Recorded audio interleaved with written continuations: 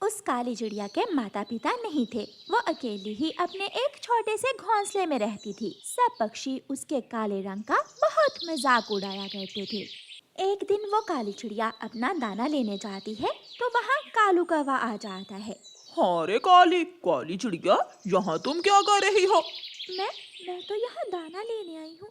वो सामने मेरा घर है, चली जाओ यहाँ से। अगर तुम्हारी परछाई मेरे बच्चों पर पड़ गई तो वो भी तुम्हारी तरह काले हो जाएंगे। कौवे भैया, मैंने कौन सा अपना ये रंग खुद से बनाया है? ये तो ऊपर वाले की देन है। किसी को गोरा बना दिया तो किसी को सफेद। काली काली, तू काली कलौटी चिड़िया है। कोई तुमसे दोस्ती नहीं करता, कोई तुम्हारे साथ दाना लेने नहीं चाहता और ना ही कोई तुम्हें अपने साथ रखेगा। काली चिड़िया रोज रोज की इन बातों से बहुत तंग आ जाती है। काली चिड़िया वहाँ से उड़ जाती है और वीरान जंगल में जाकर एक पेड़ पर बैठकर रोने लग जाती है। ऐ ऊपर वाले, अगर तूने मुझे बनाना ही था तो काली क्यों बनाया? कौवे ने ठीक ही तो कहा है, कोई मेरे साथ दोस्ती करना पसंद नहीं करता है। मुझे जीने का कोई अधिकार नहीं है। मैं अभी चील के पास जाती हूँ और चील से कहती हूँ कि वो मुझे खा ले। फिर वो काली चिड़िया चील के पास जाती है। काली चिड़िया, तुम यहाँ क्यों आई हो? चील दी, आप मुझे खा लें, मैं आपका भोजन बनने आई हूँ यहाँ। सब मुझे काली काली कहते हैं, कोई मुझसे दोस्ती नहीं करता, कोई मेरे साथ दाना लेने नहीं चाहता, मुझे जीने का कोई अधिकार नहीं है। मैं तुम जैसी काली चिड़िया को खाकर अपना पेट खराब नहीं करना चाहती, चली जाओ यहाँ से। चीलती, आपकी भूख मिट जाएगी और मुझे इस जीवन से मुक्ति मिल जाएगी।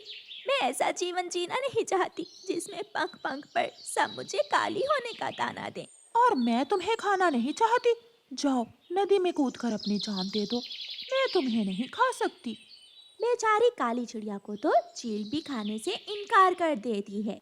काली चिड़िया वहाँ से भी चली जाती है। काली चिड़िया नदी के पास जाकर एक पेड़ की नीचे वाली डाल पर बैठ जाती है। ना जाने ये नदी मुझे अपने अंदर घुसकर अपनी जान देने देगी या नहीं, लेकिन जो भी हो मैं जिंदा नहीं रहना चाहती, मैं मर जाऊंगी। काली चिड़िया नदी में कूदने ही वाली थी कि पीछे से रानी चिड़िया काली चिड़िया को आकर आवाज देती है। काली काली चिड़िया, ऐसा मत करो, क्यों नदी में कूदकर अपनी जान दे रही हो? मैं अब और जीना नहीं चाहती, बहुत मुश्किल है मेरे लिए रोज रोज पक्षियों के ताने सुनना। रोज रोज मरने से अच्छा है कि मैं एक बार ही मर जाऊं। ऐसा मत करो, तुम मेरे साथ मेरे घर चलो, मेरे साथ रहो, मैं दोस्ती करूंगी तुमसे, मैं जाऊंगी दाना लेने तुम्हारे साथ। कोई कुछ भी कहे, मैं सबकी बातें सुन लूंगी। फिर वो काली चिड़िया रानो चिड़िया के साथ उसके घर चली जाती है। दूसरे दिन जब तोता और कबूतर रानो चिड़िया को दाना लेने जाने के लिए बुलाने आते हैं तो रानो चिड़िया के घर काली चिड़िया को देखकर कहते हैं, ये काली चिड़िया यहाँ क्या कर रही है? मैंने इसे दोस्ती कर ली है और आज से ये चिड़िया मेरे घर में ही रहेगी। अगर तुम इस काली चिड़िया से दोस्ती करोगी तो फिर तुम्हें हमारी दोस्ती छोड़ना होगी। रानो, आप मेरी खातिर अपने बचपन के दोस्त मत छोड़ें। मेरा क्या है, मैं तो शुरू से ही अकेली जीती आ रही हूँ, आप मुझे जाने दें। कबूतर और तोते, मुझे भी ऐसी दोस्ती की कोई जरूरत नहीं है जो इतनी कच्ची हो। तो ठीक है, तुम आज से अपना दाना लेने इस काली चिड़िया के साथ ही जाया करो, हम जा रहे हैं। फिर कबूतर और तोता वहाँ से चले जाते हैं। मैं आपके लिए भी दाना ले आऊंगी, आप घर में ही रहें। नहीं, मैं भी साथ जाऊंगी आपके। फिर रानो चिड़िया अपनी नई दोस्त काली चिड़िया को साथ ले जाती है। तोता, कबूतर और कालू कौवा दाना खा रहे थे। काली चिड़िया और रानो चिड़िया भी थोड़ी दूर जाकर बैठ जाती हैं। वो आ गई काली चिड़िया। चलो शरारत करते हैं। फिर वो तीनों पत्थर उठाकर काली चिड़िया के मारने लगते हैं। लग जाएगा, ना करें, आप ऐसा ना करें, मेरे लग जाएगा। रोती हुई काली चिड़िया वहाँ से चली जाती है। आप बहुत बुरे हो, सब बुरे हो, आप एक मासूम चिड़िया के साथ ऐसा कर रहे हो, इसकी सजा भी आपको जरूर मिलेगी। चलो चलो, तू बढ़िया ही काली चिड़िया का साथ देने वाली। इसे तो चील ने भी नहीं खाया, मुझे बताया था चील ने। वो एक दिन चील के पास उसका भोजन बनने गई थी। फिर वो सब हंसने लग जाते हैं और रानो चिड़िया काली चिड़िया के पास चली जाती है। चुप कर जाओ, आप अगर इन पक्षियों की बातों पर इतना ध्यान दोगी तो जीना मुश्किल हो जाएगा आपका। मैंने बाहर आकर बड़ी गलती की। सहेली, मैं कल से घर में ही रहा करूँगी। मैं घर के सारे काम कर लिया करूँगी और आप मेरे लिए घर ही दाना ले आया करना। किसी की बात पर ध्यान ही ना दिया करो। जो कोई जो कहता है उसे कहने दिया करो। फिर दूसरे दिन तोता अपने छोटे से बेटे को घोंसले में बिठाता है और कहता है, आज मैं अपने छोटे मिट्ठू के लिए मीठा फल लेकर आऊंगा। कबूतर भी अपने बेटे को नाश्ता करवा देता है। मेरे बच्चे, मैं जा रहा हूँ आपके लिए डिनर लेने, मेरा इंतजार करना। पापा पापा, मैं खिड़की में बैठकर आपका इंतजार करूंगा। कालू कौवा अपने बेटे जुग्गू को सोया हुआ ही छोड़कर घर से निकलता है। ऐसे वो सब दाना लेने चले जाते हैं। आप घोंसले की मरम्मत करने के बाद घर से बाहर निकलकर धूप में बैठ जाना। मैं दाना लेने जा रही हूँ। मेरी वजह से आपके दोस्त आपको तंग करते हैं। मैं शर्मिंदा हूँ। आपका दिल बहुत बड़ा है। दूसरों का हमेशा अच्छा सोचती हो आप। मुझे आपसे बढ़कर कोई दूसरा दोस्त नहीं है। रानो चिड़िया भी दाना लेने निकल जाती है। दोपहर के बाद एक शिकारी जंगल में आता है और सुलगती हुई बीड़ी सूखी घास पर फेंक देता है। शिकारी तो वहाँ से चला जाता है, लेकिन बीड़ी की सुलगती हुई राख से घास में आग लग जाती है, जो थोड़ी ही देर में भरने लगती है और जल्दी ही तोते के घर तक पहुँच जाती है। बचाओ बचाओ, पापा पापा कहाँ है? मुझे बचा ले। मैं आग में जलकर मरना नहीं चाहता। पापा मुझे बचा ले। ये तो हर तरफ आग ही आग है। मुझे घर से बाहर निकलना होगा। काली चिड़िया जब अपने घर से बाहर निकलती है तो हर तरफ आग ही आग थी। काली चिड़िया मदद की गुहार लगाते हुए छोटे तोते के पास जाती है और उसे घर से बाहर निकालकर नदी के पास छोड़ती है और फिर कबूतर के घर से कीकी को बाहर निकालती है। आग तो भरते भरते कौवों के घर तक भी पहुंच गई थी। शायद इस घर में भी कोई है। मुझे जाना होगा। मुझे इस पक्षी की मदद करना होगी। काली चिड़िया के पंख जलने लगते हैं, घायल हो जाते हैं, लेकिन वो कौवे के बेटे को भी जलती हुई आग से बाहर निकालकर दूसरे बच्चों के पास छोड़ देती है। सबके घर जल जाते हैं, लेकिन सबके बच्चे काली चिड़िया ने बचा लिए थे। शाम को जब तोता, कबूतर और कौवा वापस आते हैं तो अपने जले हुए घर देखकर रोने लग जाते हैं। हम लुट गए, हमारे बच्चे आग में जलकर मर गए।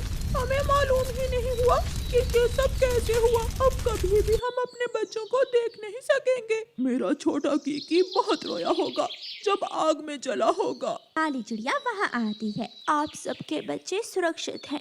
मैंने उन सबको नदी के पास पहुँचा दिया है। ऐसा कहते हुए काली चिड़िया गिर जाती है। वो सब नदी के पास जाकर अपने अपने बच्चों को गले से लगा लेते हैं। पापा पापा, अगर काली चिड़िया ना आती तो अब तक हमारे कितने कबाब बन गए होते। रानो चिड़िया भी काली चिड़िया को लेकर वहाँ पहुँच जाती है। देखो, मेरी सहेली के पंख बुरी तरह जलते हैं, लेकिन मुझे गर्व है अपनी सहेली पर, जिसने अपनी जान की परवाह ना करते हुए आपके बच्चों की जान बचाई। काली चिड़िया, आप काली जरूर हैं, लेकिन दिल की सफेद है। आपने जो एहसान हम पर किया, हम हमेशा याद रखेंगे। हमें माफ कर दो। जो हुआ उसे भूल जाओ और आज के बाद हम सब आपके दोस्त हैं। ये सुनकर काली चिड़िया बहुत खुश हो जाती है और रानो चिड़िया उसे गले से लगा लेती है। रानो चिड़िया की ऐसी कहानियाँ सुनने के लिए YouTube सर्च बार में रानो चिड़िया की कहानी लिखें या फिर ये बटन दबाकर बोलकर कहें रानो चिड़िया की कहानी। पापा घोड़ा बने, मैं आपके ऊपर बैठकर सैर करूंगा। पापा घोड़ा बने ना। फिर कुकू अपने पापा के ऊपर बैठ जाता है। आप भी बच्चे के साथ बच्चा बन जाते हैं। कालू जाओ, ये डंडा लेकर जाओ और चुप करवाओ उन्हें। मैं कब से जाग रही हूँ। मैंने कल भी चिड़िया को बताया था कि उनके हंसने की आवाज हमें सोने नहीं देती, मगर वो समझते ही नहीं। फिर कालू कौवा गुस्से में डंडा उठाकर अपने घर से निकलता है। कालू जोर से डंडा चिड़िया के घर के दरवाजे पर मारता है। निकलो निकलो बाहर, मैंने तुम्हें कितनी बार समझाया है रात को शोर ना किया करो। ये कौन है? आप रुके, मैं देखती हूँ। कालू भैया, क्या हुआ? आप इतने गुस्से में क्यों हैं? मैं तुम्हारे सर फाड़ दूंगा अगर फिर ऊंची आवाज से बात की तो। पापा चिड़िया भी घर से बाहर आ जाता है।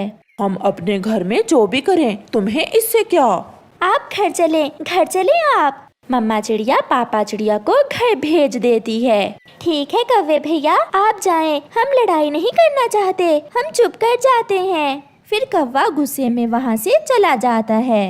मारा भी है उन्हें या ऐसे ही गुस्सा दिखाकर आगे हो? चिड़िया ने अपने पति को घर भेज दिया, मैं तो एक लगाने लगा था, बच गए वो। अब अगर दोबारा उन्होंने ऐसा किया तो छोड़ना नहीं उसे। दूसरे दिन मम्मा चिड़िया अपने पति से कहती है, मैं बहुत परेशान हूँ अपने बेटे की वजह से। मेरा बेटा अभी छोटा है और वो कौवे बहुत गुस्से वाले, मुझे डर लगता है। आप ऐसे ही डरा ना करें, कुछ नहीं होगा। कुकू के पापा, क्यों ना हम ये घर बेचकर किसी और जगह चले जाएं, जहाँ ये कौवे ना हो। क्या उन कौवों से डरते हुए हम घर बेच देंगे? मुझे बहुत डर लगता है। शाम को मम्मा और पापा चिड़िया अपने घर लौट जाते हैं। कुकू अपने घर के बाहर बैठा हुआ रो रहा था। क्या हुआ मेरे बच्चे, क्या हुआ, आप क्यों रो रहे हो? मम्मा मम्मा, मैं खेल रहा था कि गौरी आंटी ने आकर मेरे जोर से थप्पड़ मारा। मैंने कहा ना कि हम कहीं और चले जाते हैं, ऐसे पड़ोसियों से मुझे बहुत डर लगता है, वो बहुत जालिम है। मैं अभी पूछता हूँ गौरी से। गुस्से में पापा चिड़िया गौरी के घर जाता है। क्या बात है, क्यों दरवाजा तोड़ रहे हो? मेरे बेटे को तुमने क्यों मारा? मैंने उसे कई बार कहा है कि पेड़ से पत्ते तोड़कर ना फेंका करो, हवा से वो पत्ते मेरे घर के सामने आते हैं। तो ये कोई वजह है बच्चे को मारने की? आप प्यार से भी तो समझा सकती थी। इतने में कालू कौवा आ जाता है। क्या बात है? ये लड़ने आया है हमसे, कहता है मेरे बेटे को क्यों मारा। तुम्हारी इतनी हिम्मत कि मेरी पत्नी से लड़ो, मैं अभी देखता हूँ तुम्हें। ऐसे कहते हुए कालू कौवा पापा चिड़िया को मारने लगता है। ये देखकर मम्मा चिड़िया भागती है। छोड़ दें, आप मेरे पति को छोड़ दें, जालिमों, हम पड़ोसी हैं आपके, आप क्यों इतना जुल्म करते हो? कुकू कहाँ है? वो घर में ही है। बड़ा आया हमसे लड़ाई करने वाला। मम्मा और पापा चिड़िया वहाँ से चले जाते हैं। ये प्यार से समझने वाले नहीं हैं। मुझे डंडा चलाना भी आता है। आप ठीक ही कहती हो, हम यहाँ से चले जाएंगे। अब यहाँ हमारा बेटा सुरक्षित नहीं रहा, हम इन कौवों से रोज रोज लड़ नहीं सकते। फिर दूसरे दिन मम्मा चिड़िया एक पेड़ पर बैठी हुई थी कि वहाँ एक चील आ जाती है। चिड़िया डरो ना, मैं अब मांस नहीं खाती, मैं तो अपने लिए कोई घर ढूंढ रही हूँ। क्या तुम्हारी नजर में कोई घर है? थोड़ा सोचने के बाद मम्मा चिड़िया चील से कहती है, हाँ चील दी, घर तो है, मैं अपना घर बेचना चाहती हूँ। तो फिर आप मुझे दिखा दें वो घर। चिड़िया चील को साथ लेकर अपने घर जाती है। ये घर तो ठीक है, नया बना हुआ है। चिड़िया आप इसे क्यों बेच रही हो? हमारे पड़ोसी बहुत बुरे हैं, हमेशा लड़ाई करते हैं मुझसे। कौन रहता है तुम्हारे पड़ोस में? कौवे हैं, वो बहुत जालिम हैं। पापा चिड़िया और कुकू भी भोजन लेकर आ जाते हैं। तो फिर मैं शाम को आ जाऊंगी, पैसे और अपना सामान लेकर। नहीं चील दी, आप कल सुबह आना, क्योंकि कल हमें अपने लिए नया घर भी लेना है। फिर चील वहाँ से चली जाती है। मैंने ये घर चील को बेच दिया है। बहुत अच्छा किया, अब पता चलेगा उन कौवों को कि कैसे लड़ाई करते हैं अपने पड़ोसियों से। दूसरे दिन चील अपना सामान लेकर आ जाती है। चिड़िया, उसका पति और उनका बेटा भी तैयार बैठे हुए थे। वो चील से अपने घर की कीमत लेकर वहाँ से चले जाते हैं। चील अपना सामान घर में रखती है। घर तो अच्छा मिल गया, अब जरा म्यूजिक सुन लेती हूँ। चील तेज आवाज में म्यूजिक लगा लेती है। चिड़ियाओं का परिवार भी दूसरे जंगल में एक घर देखकर खरीद लेता है। नया है ये घर, अच्छे से देख लो। चिड़िया, मैंने अभी पिछले महीने ही बनवाया है। ये घर तो सच में बहुत अच्छा है और नदी भी पास ही है। चिड़ियाओं का परिवार बहुत खुश था क्योंकि उनकी जान उन कौवों से छूट गई थी। कालू, ये चिड़िया को क्या हुआ है? दोपहर को ही इतनी तेज आवाज में म्यूजिक सुन रही है। डंडा कहाँ है मेरा? मैं अभी देखता हूँ। मैं भी साथ जाती हूँ तुम्हारे। क्या बात है कव्वो? चील दी, आप यहाँ कैसे? ये घर मैंने चिड़िया से खरीद लिया है और तुम ये डंडा लेकर क्या करने आए हो यहाँ? कुछ नहीं चील दी, हम पड़ोसी हैं आपके, अगर कोई काम हुआ तो बता देना। दफा हो जाओ यहाँ से, सारा मेरे म्यूजिक का मजा खराब कर दिया। कव्वे डरते हुए चले जाते हैं। रात हो जाती है। चील म्यूजिक की आवाज और भी तेज कर देती है। कालू, वो चिड़िया तो हमसे भी 2 हाथ आगे निकली, चील को अपना घर बेच गई। गोरी, वो चिड़िया बहुत अच्छी थी। मैं जाता हूँ, चील दी की विनती करता हूँ कि थोड़ी आवाज कम करे। कौवा जाता है। कौवे, इस समय क्या बात है? चील दी, अगर आप थोड़ी सी म्यूजिक की आवाज कम कर लें तो मेहरबानी होगी आपकी। मैं अभी करती हूँ। अंदर से डंडा लेकर चील आती है और कौवे की अच्छी पिटाई करती है। मुझे छोड़ दो चील दी, गलती हो गई। जाओ, दफा हो जाओ और याद रखना, मुझे ऊंची आवाज में म्यूजिक लगाकर ही नींद आती है। फिर कुछ दिन बाद कौवा और कौवी वो घर छोड़कर एक पुराने घोंसले में रहने लगते हैं। प्यारे दोस्तों, इस कहानी से हमें सीख मिलती है कि जो किसी कमजोर के साथ जुल्म करता है, अंत में उसका हमेशा बुरा ही होता है।